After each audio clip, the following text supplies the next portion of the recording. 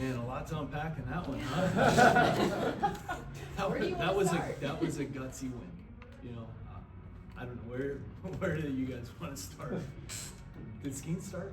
Yeah. You can kind of take us through the emotions of that game and the roller coaster that it was. I don't know where to start. I mean, just what a gutsy win, back and forth. The guys continued to battle, grind it out. You know, relievers coming in, picking each other up, guys at the plate. You know, we go down 3-2. Reynolds comes up with a big hit to tie it up. You know, and then O'Neill with the big homer to tie it up in the ninth. And I mean, I don't even know where to start. You'll probably remind me as we go on everything that happened in the game, but you know, Paul did an amazing job battling through and you know, giving us the lead after 6. And geez, just a lot of different emotions and things that happened there. Well, let's start with you guys chasing Peralta. He was their ace and he doesn't even get 5.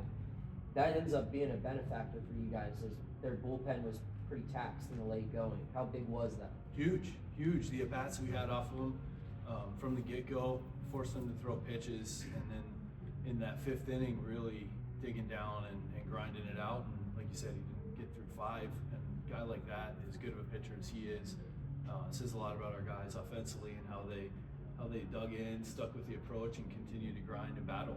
Donnie, what was your view of the play with Canario in the 10th? Did you think he avoided the tag there? I believe he did. I didn't see the replay from everything I heard, but they called him out of the baseline, which honestly, and when I played, I respect Mark Wagner, one of the best umpires in the game in my opinion, and I've never seen that called there.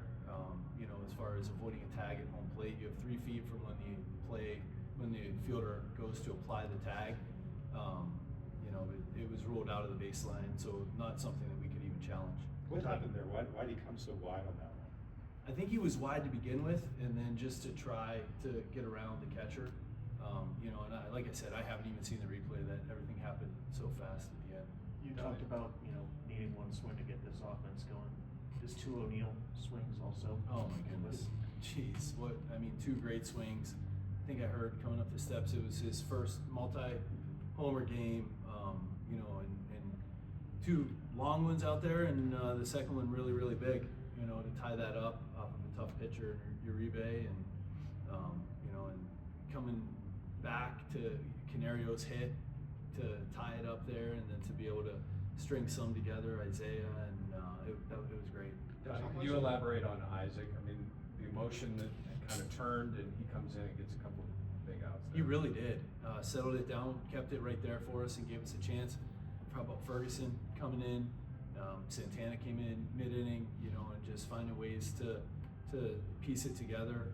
Yeah, but Mattson did a great job coming in, settling it down, and giving us a chance to tie it up in the ninth.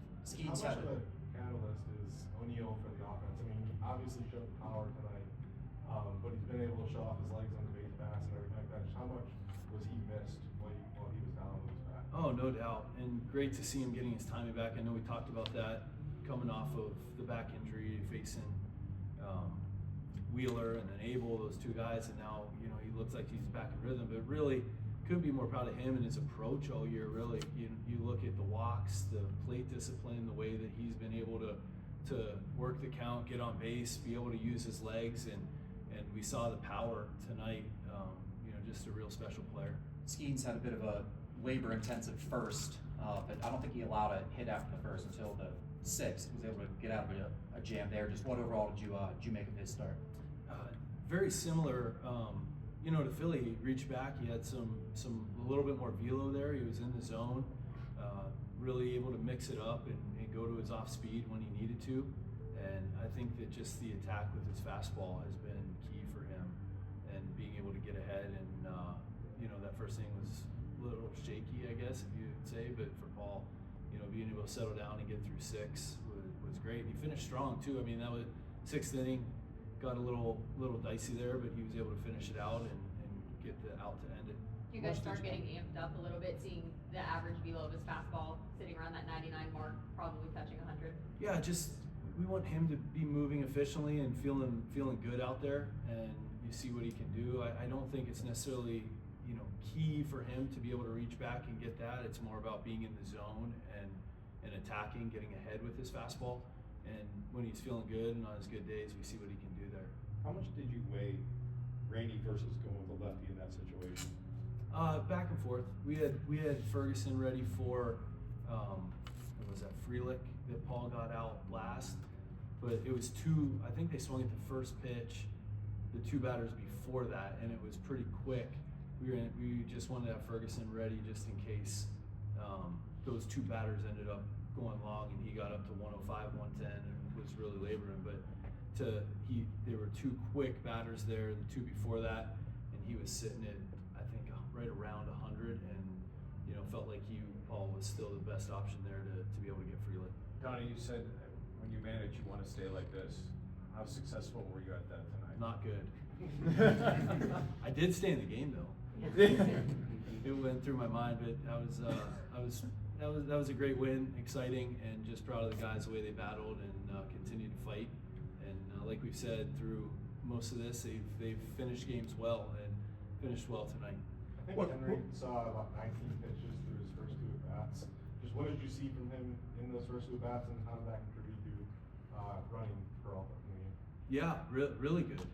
He that one at-bat, 3-2, fouled off a bunch, and tried to, he kept fouling off good pitches too, and fastballs, sliders, he was covering everything, and then got the catcher's interference call that got guys on base, got things rolling for us there. He had good at-bats again tonight. What can you say about Kutch's play? He had a big double in the 7th inning. Yeah, big double in the 7th. That was a huge hit to start that comeback right there after we had gone down 3-2. Brian gets the base hit to right center right after that, tied it up pretty quick, and then came up with a big hit again right after O'Neill there in the 9th. Kutch is a pro. He has great at bats, and really stays within himself and did a great job again tonight. How important is a win like this tonight when you go down 3 times in the later innings, just coming back and getting that win? How important is that going forward for the rest of the season, this kind of a win? Yeah, no doubt, and I think it just goes back to what we talked about from the beginning. Challenging these guys to get better every day. They've stayed in the moments and continued to compete, finish games, and find ways to help the team win. And I think we saw a lot of that tonight from a lot of different players, and it was really cool. How about IKF tonight? You kind of started pretty well, struggled with some sweepers, and then late in the game with that hit. Yeah, really big hit. I mean, he had his approach has been really good. He's staying to right field, staying within himself, and when he needs to, tries to turn on it. But did a really good job tonight. Driving the ball to right field. Thanks.